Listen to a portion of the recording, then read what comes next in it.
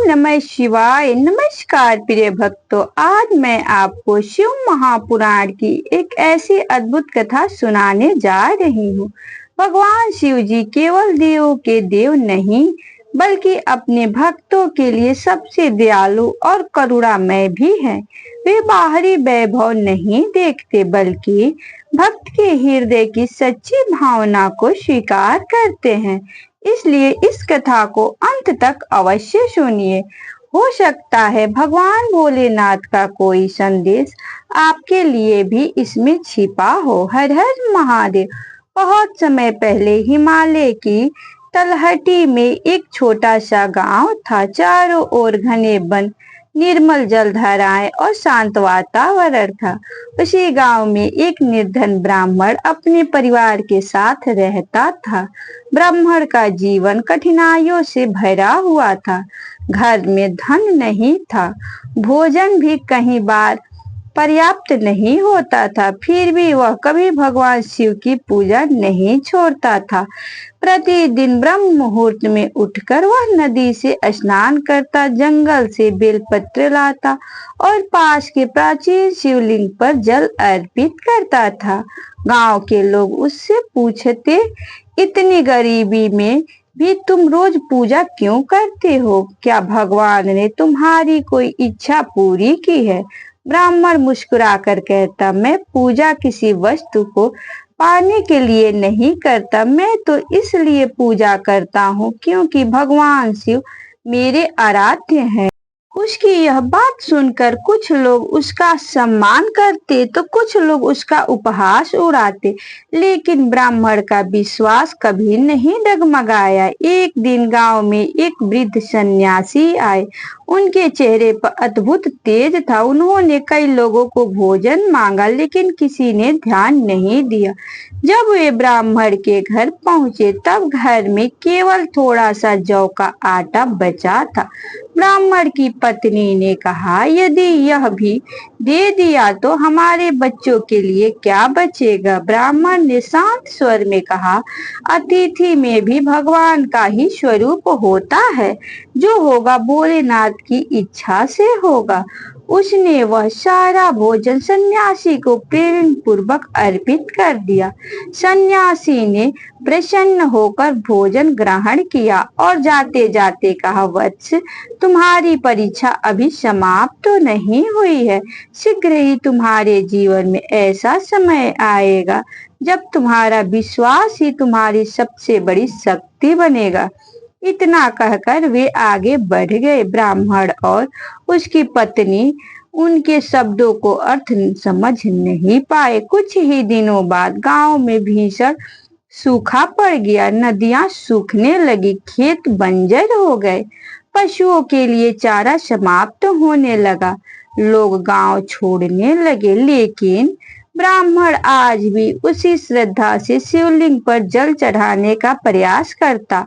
एक दिन जब नदी में पानी नहीं बचा तो उसने अपनी छोटी सी जल पात्र में बचा हुआ अंतिम जल भगवान शिव जी को अर्पित कर दिया। पत्नी ने आश्चर्य से पूछा, घर में पीने के लिए भी पानी नहीं है, फिर भी तुमने वह जल शिवलिंग पर चढ़ा दिया?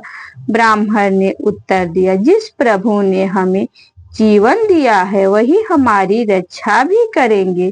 उसी रात आकाश में विचित्र प्रकाश दिखाई दिया। पूरा वातावरण ओम नमः शिवाय की दिव्य ध्वनि से गूंज उठा। ब्राह्मण ने स्वप्न में देखा कि एक विशाल हिमालय, उसके मध्य दिव्य कैलाश और वहां स्वयं भगवान शिव जी ध्यान मग्न विराजमान हैं।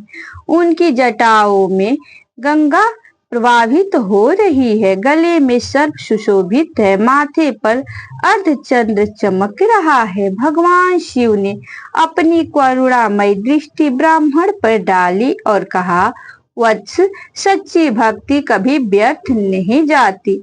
जो कठिन समय में भी मेरा स्मरण करता है, मैं उसे कभी अकेला नहीं छोड़ता। ब्राह्मण की आंखें भर आई। उसने हाथ जोड़कर कहा, प्रभु, मुझे धन नहीं चाहिए, केवल इतनी कृपा कीजिए कि मेरा विश्वास कभी कम न हो। भगवान शिव जी मुस्कुराए और तभी उनके त्रिशूल से एक दिव्य प्रकाश निकला। वह प्रकाश पूरी धरती पर फैल उठा। लेकिन अगले ही क्षण ब्राह्मण की नींद खुल गई। क्या यह केवल एक स्वप्न था या स्वयं महादेव उसे कोई संकेत देकर गए थे? सुबह ब्राह्मण की आंखें खुली तो उसका हृदय अद्भुत शांति से भर चुका था। उसे ऐसा लग रहा था जैसे स्वयं महादेव उसके साथ हो। वह प्रतिदिन की तरह शिवलिंग के दर्शन के लिए निकला। रास्ते में गांव में लोग उसे देखकर कहने लगे, अब भी भगवान शिव की पूजा करोगे? चारों ओर सूखा पड़ा है, लोग भूखे हैं, फिर भी तुम्हारी शिव कुछ नहीं कर रहे। ब्राह्मण मुस्कुराया और बोला, महादेव की कृपा पर संदेह मत करो, उनका हर कार्य उचित समय पर होता है। इतना कहकर वह मंदिर पहुंच गया। मंदिर में उसने देखा कि शिवलिंग पर एक ताजा कमल का फूल रखा हुआ था। वह आश्चर्य में पड़ गया, इतने भयंकर सूखे में कमल का फूल कहाँ से आया? पूरे गांव में कोई तालाब ही नहीं बचा था। ब्राह्मण ने श्रद्धा से वह फूल भगवान शिव के चरणों में अर्पित किया और ध्यान में बैठ गया। ध्यान करते करते उसे ऐसा अनुभव हुआ कि जैसे मंदिर के भीतर एक दिव्य प्रकाश फैल रहा हो। अचानक एक गंभीर आवाज सुनाई दी, वत्स, आज सूर्यास्त के बाद जंगल में के उत्तर दिशा में स्थित पुराने वट वृक्ष के पास आना। ब्राह्मण ने आंखें खोली, मंदिर में कोई नहीं था। वह समझ गया कि यह साधारण आवाज नहीं थी। पूरा दिन वह महादेव का नाम जपता रहा। संध्या होते ही वह जंगल की ओर चल पड़ा। जंगल बिल्कुल शांत था, लेकिन पक्षियों की आवाज और हवा की सनसनाहट सुनाई दे रही थी। कुछ दूर चलने के बाद उसे वही विशाल वट वृक्ष दिखाई दिया। जैसे ही उसने पास पहुंचा तो तेज प्रकाश फैल गया। उसी प्रकाश में वही वृद्ध सन्यासी प्रकट हुए जो कुछ दिन पहले उसके घर भोजन करने आए थे। ब्राह्मण ने तुरंत उनके चरण पकड़ लिया। सन्यासी बोले, वत्स, तुम्हारी परीक्षा अभी पूरी नहीं हुई है। महादेव केवल पूजा नहीं देखते, वे धैर्य, करुणा और त्याग भी देखते हैं। इतना कहकर उन्होंने अपनी झोली से एक छोटा सा रुद्राक्ष निकाला। वह साधारण रुद्राक्ष नहीं था, उसने से हल्का सा दिव्य प्रकाश निकल रहा था।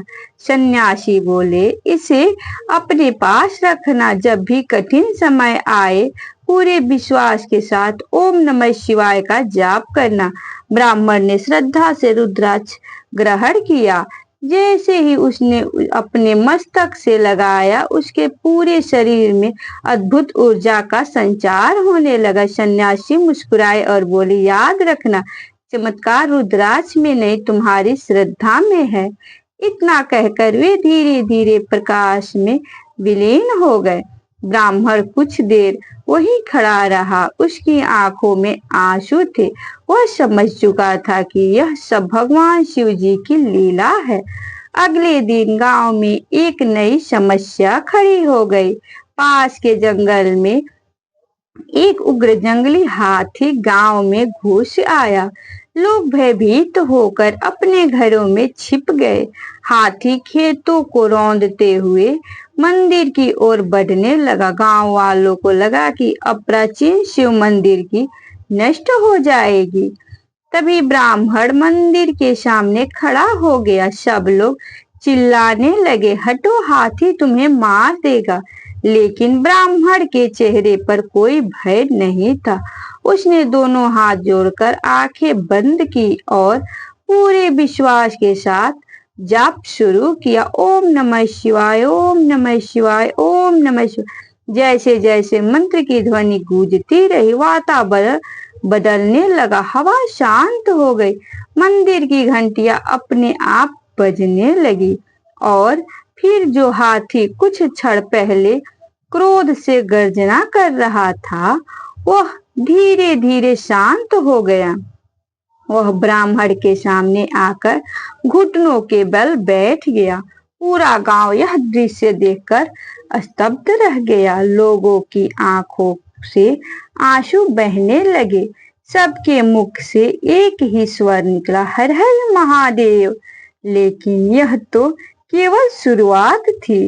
महादेव अभी अपने भक्त को ऐसा वरदान देने वाले थे जिसकी कल्पना भी किसी ने भी नहीं की थी। महादेव की लीला अभी शुरू ही हुई थी। हाथी के शांत होने की खबर कुछ ही दिनों में पूरे राज्य में फैल गई।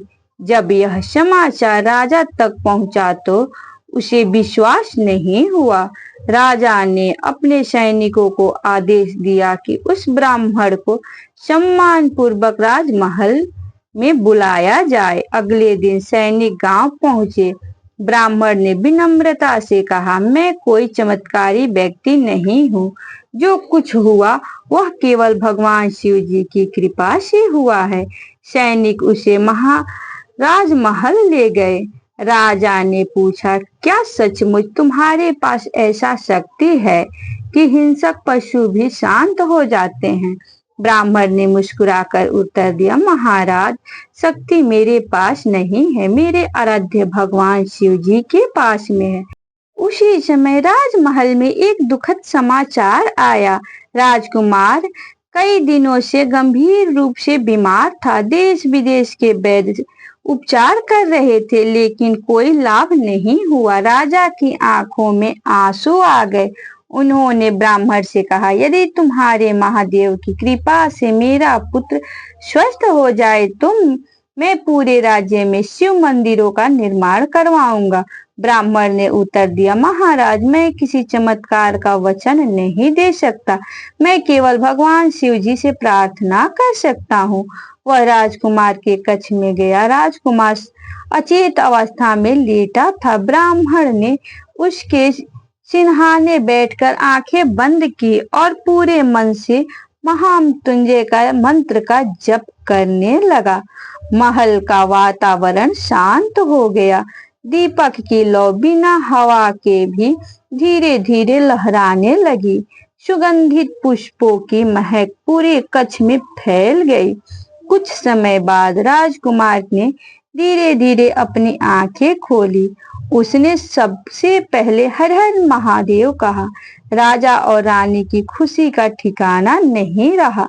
उन्होंने ब्राह्मण के चरणों में प्रणाम किया, लेकिन ब्राह्मण तुरंत पीछे हट गया और बोला, प्रणाम मुझे नहीं, भगवान शिव जी को कीजिए, वही सबके रक्षक है। राजा ने उसी दिन पूरे राज्य में घोषित करवाई, प्रत्येक सोमवार भगवान शिव जी की आराधना की जाएगी, गरीबों को भोजन कराया जाएगा और शिव मंदिर में दीपदान किया जाएगा।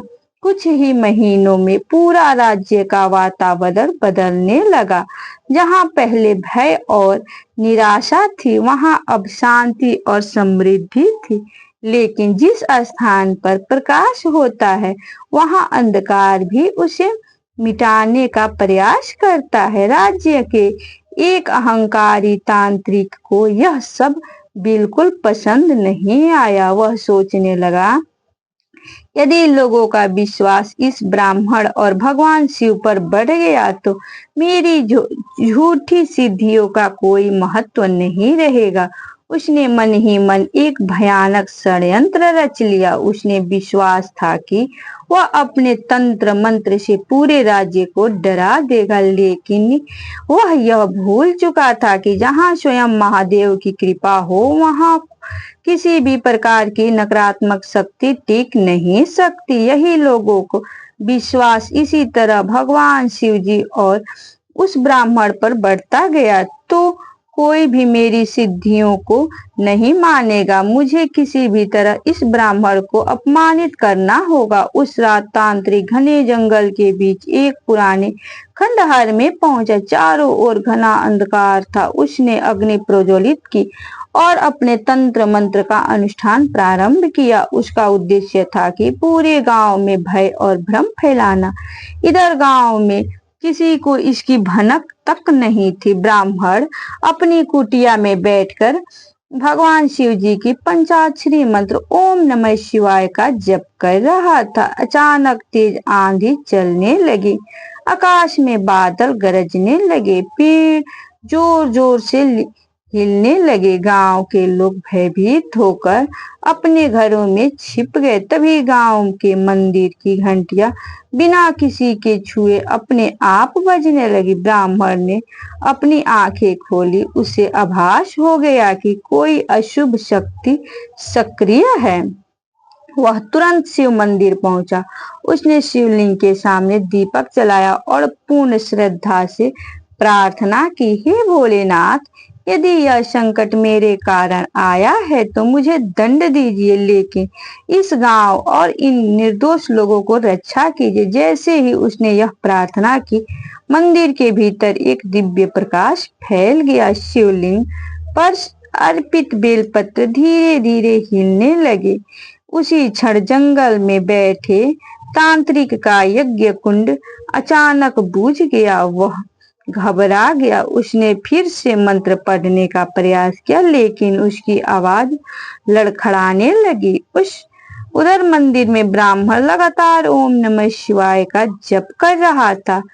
जाप की ध्वनि पूरे वातावरण में गूंजने लगी। गांव के लोग भी मंदिर पहुंच गए और सभी एक स्वर में महादेव का नाम जपने लगे। हर हर महादेव, ओम नमः शिवाय।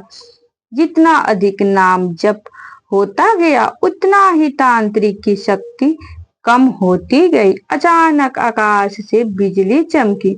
मंदिर के ऊपर एक अद्भुत प्रकाश दिखाई दिया। ऐसा लगा मानो स्वयं भगवान शिव जी अपने भक्तों की रक्षा के लिए उपस्थित हो। जंगल में बैठा तांत्रिक भय से कांप उठा। उसे समझ आ गया कि वह साधारण भक्त से नहीं बल्कि महादेव की कृपा से सुरक्षित एक सच्चे शिव भक्त से टकरा गया है। वह दौड़ता हुआ मंदिर पहुंचा। मंदिर के द्वार पर आते ही उसके कदम रुक गए। उसकी आंखों से आंसू बहने लगे। वह ब्राह्मण के चरणों में गिर पड़ा और बोला, मुझे क्षमा कर दीजिए, मेरे अहंकार ने मुझे अंधा कर दिया था। ब्राह्मण ने उसे उठाया और कहा, क्षमा मैं नहीं, भगवान शिव करते हैं। यदि मन में पश्चाताप है तो सच्चा हो तो भोलेनाथ सबसे बड़े पापी को भी अपना लेते हैं। तांत्रिक ने वहीं शिवलिंग के सामने प्रणाम किया। उस दिन से उसने तंत्र का दुरुपयोग छोड़ दिया और भगवान शिव की भक्ति में अपना जीवन समर्पित कर दिया। पूरा गांव हर हर महादेव के जो घोष से गूंज उठा। लेकिन महादेव की लीला अभी समाप्त नहीं हुई थी। कुछ ही दिनों बाद स्वयं कैलाश से एक ऐसा दिव्य ऋषि उस गांव में आने वाले थे जो ब्राह्मण को भगवान शिव के सबसे गुप्त रहस्यों में से एक ज्ञान देने वाले थे। यह रहस्य क्या है? एक सुबह जब ब्राह्मण शिव मंदिर के अभिषेक कर रहा था, तभी मंदिर के द्वार पर एक तेजस्वी वृद्ध ऋषि आए। उसके शरीर से दिव्य प्रकाश निकल रहा था। लंबी जटाएं, साथ में कमंडल और मुख पर अद्भुत शांति थी। ब्राह्मण ने तुरंत उनके चरण स्पर्श किए और विनम्रता से कहा, भगवान कृपया मेरे इस छोटे से आश्रम को पवित्र करें। ऋषि मुस्कुराए और बोले, वत्स, मैं तुम्हारे आतिथ्य के लिए नहीं बल्कि भगवान शिव का संदेश लेकर आया हूँ। वह सुनते ही ब्राह्मण की आंखें नम हो गई।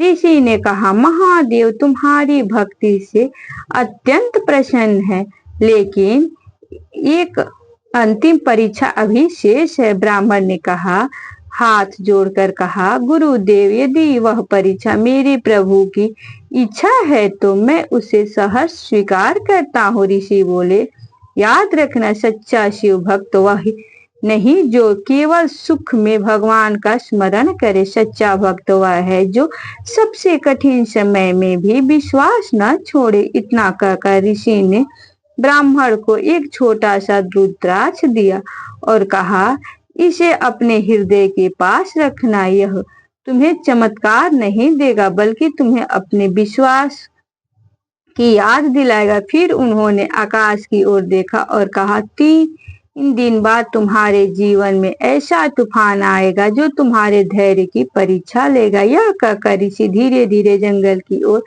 चले गए। कुछ ही क्षणों में दृष्टि में ओझल हो गए। ब्राह्मण घर लौटा, लेकिन उसने किसी को भी इस भविष्यवाणी के बारे में नहीं बताया।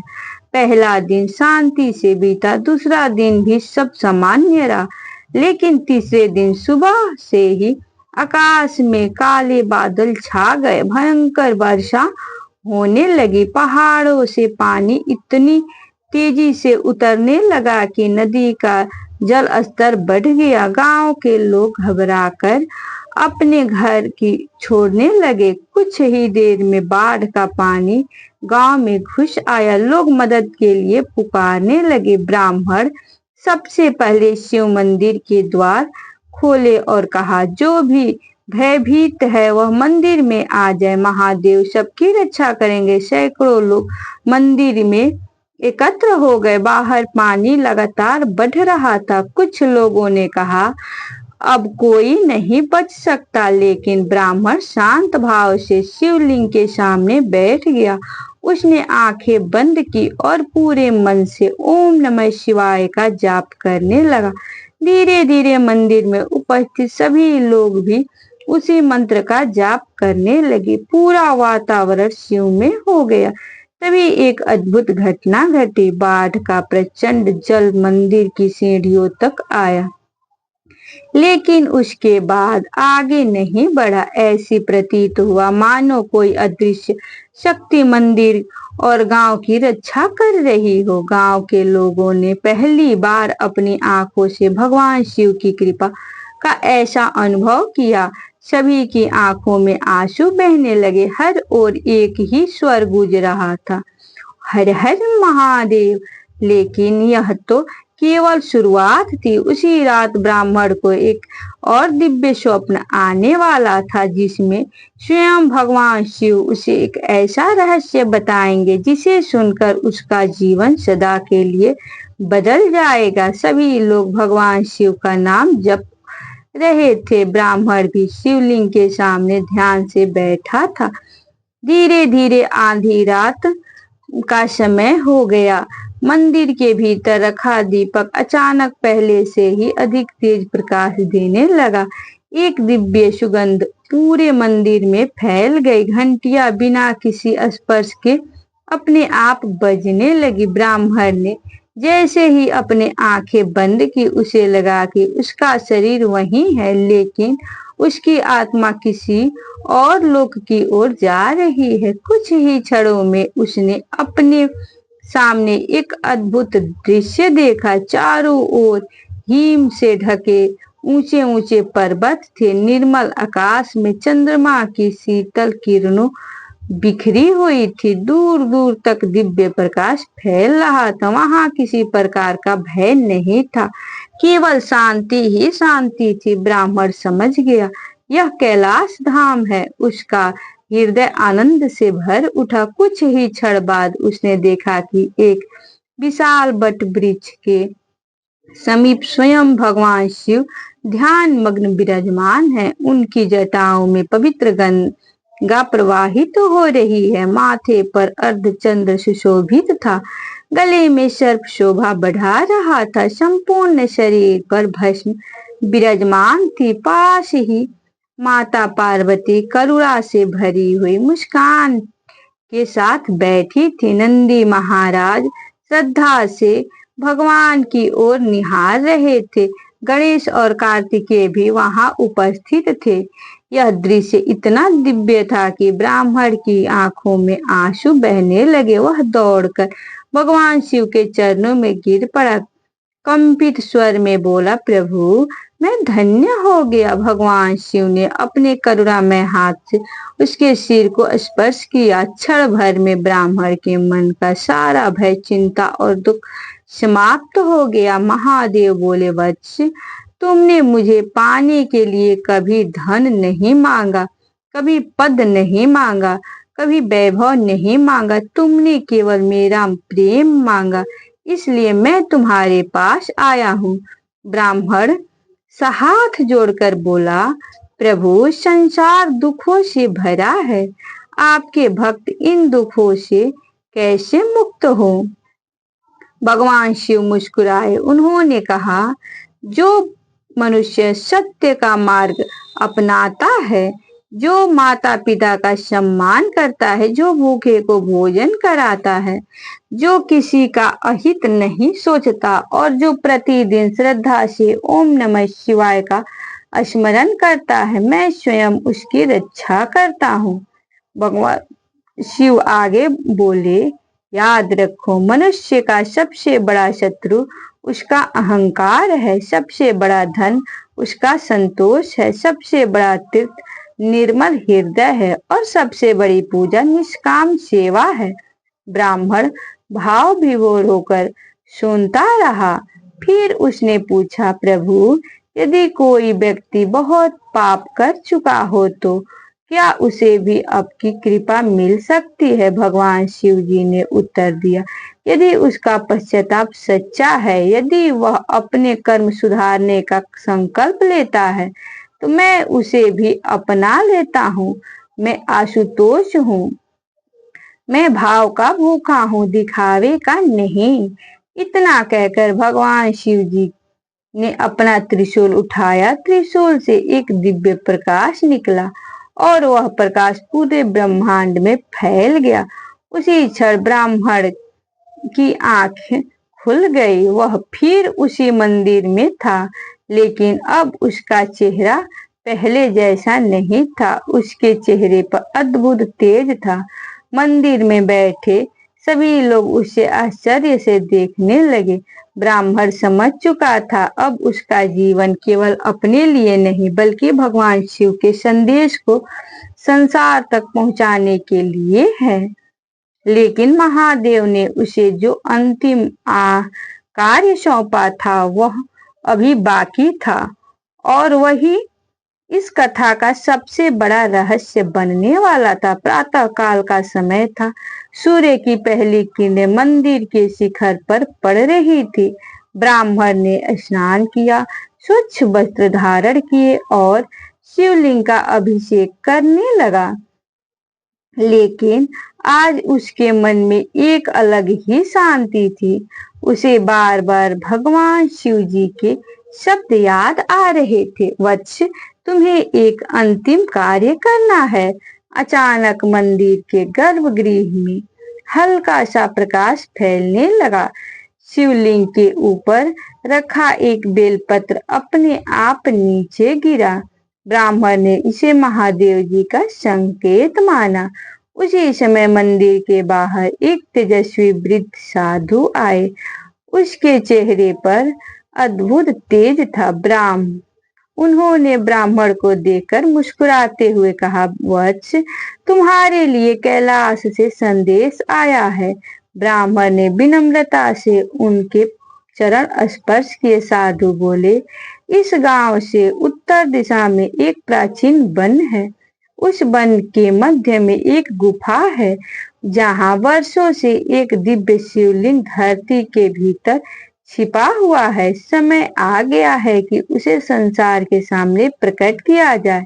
ब्राह्मण ने पूछा, गुरुदेव, मैं उस स्थान को कैसे पहचानूंगा? साधु बोला, जहां बिना हवा के भी बेलपत्र हिलते हो, जहां पक्षी मधुर स्वर में ओम की ध्वनि जैसे गाते हो, और जहां पहुंचते ही तुम्हारे मन को अनोखी शांति मिले। समझ लेना वही स्थान है। इतना कहकर साधु वहां से चले गए। ब्राह्मण ने गांव वालों को सारी बात बताई। पहले तो कुछ लोगों को विश्वास नहीं हुआ, लेकिन राजा ने कहा, यदि यह महादेव की आज्ञा है तो हम सब आपके साथ चलेंगे। अगले दिन सुबह गांव के लोग, राजा, सैनिक और ब्राह्मण मिलकर उस वन की ओर चल पड़े। घना जंगल था, ऊंचे ऊंचे वृक्ष थे, चारों ओर पक्षियों का मधुर कलरव था। चलते चलते वे एक ऐसे जगह पर पहुंचे जहां वातावरण अचानक बदल गया। हवा पूरी तरह शांत थी। फिर भी एक विशाल बेल वृक्ष के पत्ते धीरे धीरे हिल रहे थे। ब्राह्मण की आंखों में चमक आ गई। उसने कहा, यही वह स्थान है। कुछ दूरी पर एक छोटी सी गुफा दिखाई दी।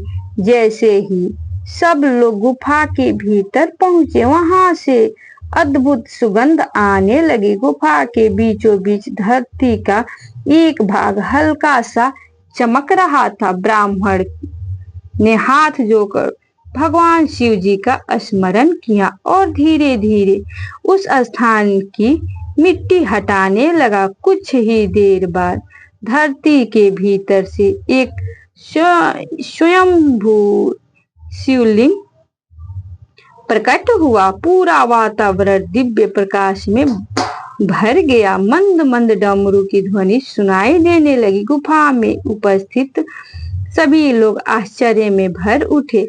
राजा की आंखों में आंसू बहने लगे। उन्होंने एक हाथ जोड़कर कहा, आज हमारा जीवन सफल हो गया। सभी लोग एक स्वर में जय घोष करने लगे, हर हर महादेव, बोलो भोलेनाथ की जय।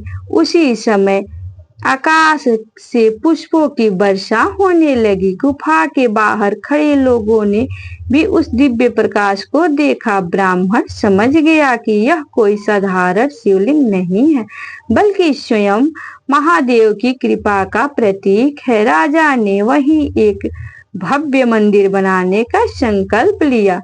लेकिन जैसे ही मंदिर निर्माण की तैयारी हुई, एक ऐसी रहस्यमय घटना घटी जिसने सभी को चौंका दिया। रात होते ही वह दिव्य शिवलिंग अचानक अदृश्य हो गया। सुबह जब लोग गुफा में पहुंचे तो वहां केवल एक तेजस्वी प्रकाश दिखाई दे रहा था। शिवलिंग कहाँ गया? क्या यह भगवान शिव की कोई नई लीला थी, या महादेव अपने भक्तों की एक और परीक्षा लेने वाले थे? सभी लोग मौन होकर खड़े थे। तभी ब्राह्मण ने कहा, महादेव बिना कारण कुछ नहीं करते, अवश्य ही इसमें कोई दिव्य संकेत छिपा है। वह वहीं बैठ गया और पूरे मन से ओम नमः शिवाय का जाप करने लगा। धीरे धीरे सभी लोग भी उसके साथ मंत्र जप करने लगे। गुफा मंत्रों की ध्वनि से गूंज उठी। कुछ समय बाद गुफा की छत से एक उज्जवल प्रकाश नीचे उतरने लगा। उसी प्रकाश के मध्य एक दिव्य स्वर सुनाई दिया, हे मेरे भक्तों, मुझे केवल पत्थर के शिवलिंग में मत खोजो। मैं हर उस हृदय में निवास करता हूँ जहाँ सत्य, करुणा, सेवा और भक्ति हो। यह दिव्य वाणी सुनकर सभी भक्त भाव विभोर हो गए। भगवान शिव की वाणी फिर गूंजी, यदि तुम मेरी सच्ची पूजा करना चाहते हो तो भूखे को भोजन दो, दुखी को सहारा दो, माता पिता का सम्मान करो और कभी अहंकार मत करो। यही मेरी सबसे प्रिय पूजा है। इतना कहकर वह दिव्य प्रकाश धीरे धीरे पूरे जंगल में फैल गया। उसी क्षण गुफा के बीच बीच वही स्वयं शंभु शिवलिंग फिर से प्रकट हो गया, लेकिन अब उसका तेज पहले से कहीं अधिक था। राजा और सभी लोग दंडवत होकर भूमि पर लेट गए। उनकी आंखों से आंसू बह रहे थे। राजा ने कहा, आज से इस स्थान पर केवल मंदिर ही नहीं बनेगा, बल्कि एक क्षेत्र भी बनेगा जहाँ कोई भूखा नहीं लौटेगा। ब्राह्मण ने मुस्कुराकर कहा, यही महादेव की सच्ची इच्छा है। कुछ ही महीनों में वहां एक भव्य शिव मंदिर का निर्माण हुआ। प्रतिदिन दूर दूर से भक्त दर्शन करने आने लगे। मंदिर में आने वाले हर व्यक्ति को प्रसाद और भोजन दिया जाता। धीरे धीरे वह स्थान पूरे राज्य का सबसे पवित्र तीर्थ बन गया। वर्षों बीत गए। ब्राह्मण अब वृद्ध हो चुका था, लेकिन उसकी भक्ति पहले जैसी ही अटूट थी। एक दिन वह प्रातः काल मंदिर में बैठकर शिव जी का नाम का जप कर रहा था। अचानक मंदिर से वही दिव्य प्रकाश प्रकट हुआ जिसे उसने कैलाश में देखा था। उसने उसने आंखें खोली। उसे लगा कि जैसे स्वयं भगवान शिव मुस्कुरा रहे हो। ब्राह्मण ने हाथ जोड़कर कहा, प्रभु, आपने मुझे सब कुछ दे दिया। अब मेरी एक ही इच्छा है कि मेरे अंतिम क्षणों में भी आपका नाम मेरे होठों पर रहे। मंदिर की घंटियां अपने आप बजने लगी। पूरा वातावरण हर हर महादेव के जय घोष से जय गूंज उठा और उसी क्षण ब्राह्मण गहरे ध्यान में लीन हो गया। कहा जाता है कि उस दिन उसके चेहरे पर ऐसी दिव्य मुस्कान थी जैसे केवल उस भक्त के चेहरे पर होती है जिसे अपने आराध्य की कृपा प्राप्त हो चुकी हो। लेकिन उसके बाद जो हुआ उसने पूरे राज्य को हमेशा के लिए बदल दिया। ब्राह्मण ने अपने पीछे एक ऐसा संदेश छोड़ा जिसे आज भी शिव भक्त श्रद्धा से सुनते हैं और अपने जीवन में अपनाने का प्रयास करते हैं। एक दिन प्रातः काल जब मंदिर में मंगला आरती हो रही थी, ब्राह्मण हमेशा की तरह शिवलिंग के सामने बैठा ओम नमः शिवाय का जप कर रहा था। उसके चेहरे पर अद्भुत तेज था। ऐसा लग रहा था मानो उसे किसी दिव्य घटना का पूर्वाभास हो। अचानक मंदिर के गर्भगृह में एक तेजस्वी प्रकाश फैल गया। घंटियां अपने आप बजने लगी। डमरू की मधुर ध्वनि पूरे मंदिर में गूंज उठी। मंदिर में उपस्थित सभी भक्त आश्चर्यचकित रह गए। ब्राह्मण ने धीरे धीरे अपनी आंखें खोली। उसने देखा कि शिवलिंग के ऊपर एक दिव्य ज्योति प्रकट हुई है। उस ज्योति से करुणामय स्वर सुनाई दिया, वत्स, तुम्हारी भक्ति पूर्ण हुई। तुमने कभी धन नहीं मांगा, कभी राज्य नहीं मांगा, कभी यश नहीं मांगा। तुमने केवल प्रेम और सेवा का मार्ग चुना, इसलिए तुम मेरे अत्यंत प्रिय भक्त हो। ब्राह्मण की आंखों से आनंद के आंसू बहने लगे। अब उसने हाथ जोड़कर कहा, प्रभु, यदि आप मुझसे प्रसन्न है तो मुझे कोई वरदान नहीं चाहिए। बस इतना आशीर्वाद दीजिए कि इस संसार का प्रत्येक मनुष्य आपके नाम का स्मरण करे और धर्म के मार्ग पर चले। भगवान शिव जी की वाणी पुनः गुंजी, जो व्यक्ति सत्य बोलेगा, जो अपने माता पिता की सेवा करेगा, जो कभी किसी भूखे को भोजन करा देगा, जो किसी दुखी के आंसू पोंछेगा और जो प्रतिदिन श्रद्धा से मेरा स्मरण करेगा, उसके जीवन से भय निराशा धीरे धीरे दूर हो जाएंगे। इतना कहने ते ही दिव्य प्रकाश पूरे मंदिर में फैल गया। सभी भक्तों ने यह एक जय घोष किया, हर हर महादेव। उसी क्षण ब्राह्मण गहरे ध्यान से लीन हो गया। उसके चेहरे पर दिव्य मुस्कान थी। कहा जाता है कि उसी अवस्था में उसकी आत्मा भगवान शिव के चरणों में विलीन हो गई। पूरे राज्य में शोक नहीं बल्कि भक्ति का वातावरण था। राजा ने घोषणा की, आज से प्रत्येक वर्ष इस दिन पूरे राज्य में भगवान शिव जी का महाअभिषेक होगा। गरीबों को भोजन कराया जाएगा और ओम नमः शिवाय का अखंड जाप रहेगा। धीरे धीरे वह स्थान एक महान तीर्थ बन गया। दूर दूर के लोग वहां आने लगे। कहा जाता है कि जो भी श्रद्धा और विश्वास से उस शिवलिंग के दर्शन करता है, उसके मन में अद्भुत शांति प्राप्त होती है। इस कथा की सबसे बड़ी सीख, प्रिय भक्तों, शिव महापुराण में हमें सिखाती है कि भगवान शिव जी को प्रसन्न करने के लिए धन दौलत नहीं बल्कि सच्चे मन और आवश्यक होती है। महादेव को दिखावा पसंद नहीं, उन्हें प्रिय है सच्ची श्रद्धा, निष्काम सेवा, सत्य, करुणा और हर परिस्थिति में अटूट विश्वास। यदि हम प्रतिदिन कुछ क्षण भी भगवान शिव जी का स्मरण करें, किसी जरूरतमंद की सहायता करें और अपने जीवन में अच्छे कर्म करें, तो वह सच्ची शिव भक्ति है। याद रखिए, महादेव अपने भक्त की परीक्षा अवश्य लेते हैं, लेकिन उसका साथ कभी नहीं छोड़ते। यदि आपको शिव महापुराण की यह अद्भुत कथा पसंद आई हो तो वीडियो को लाइक करें, अपने परिवार और मित्रों के साथ शेयर करें और हमारे चैनल को सब्सक्राइब करना न भूलें। कमेंट में श्रद्धा से अवश्य लिखें ओम नमः शिवाय और हर हर महादेव।